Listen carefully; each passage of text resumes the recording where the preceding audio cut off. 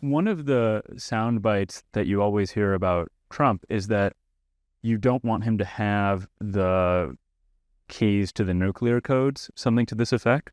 And the question that I have, just to push back a little bit, is perhaps Trump would stand up better to these existential threats, but is it also not possible, because this is certainly something that a lot of people think, that he will provoke attacks, perhaps with North Korea or something like this? Well, we've got one big advantage here that we didn't have in 2016. We've actually had Donald Trump as president for 4 years. And although there were missteps and plenty of them, his record in foreign policy, if you judge it in terms of outcomes, not tweets, was quite impressive. One of the things that Trump said shortly after his election defeat in 2020 that I actually found plausible was that if he'd stayed president, Russia would not have invaded Ukraine.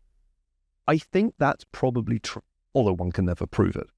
The thing that was interesting to me about Trump's first term was how good he was at intimidating the authoritarians, at wrong-footing them, at alternating between being friendly, which he certainly has been to Putin and to Xi and to Kim Jong-un, not to the Iranian, but to all the others. He would be friendly, but then he would also exert power in ways that I think deterred them. The best example of this is Xi Jinping having dinner at Mar-a-Lago, and in the middle of the meal, Trump goes out the room, and then he comes back in the room and announces that he's just authorized airstrikes on Syria, like as the dessert is being served.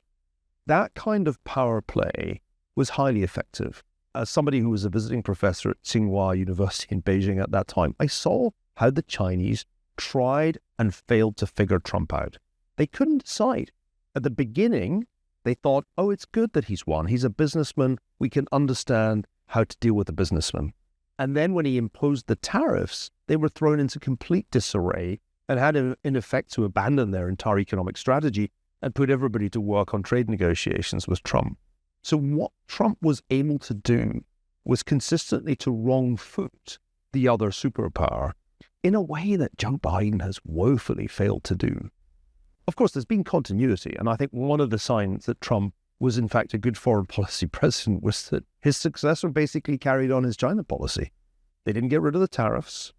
In fact, they continued the tech war and even stepped it up. That is to say, the pressure on Chinese technology through measures like the ones the Commerce Department imposed to restrict China's access to high-end semiconductors. That was a real continuity between Trump and Biden. So my sense is that we have Donald Trump's record. He didn't get us into any wars. No wars began on Trump's watch.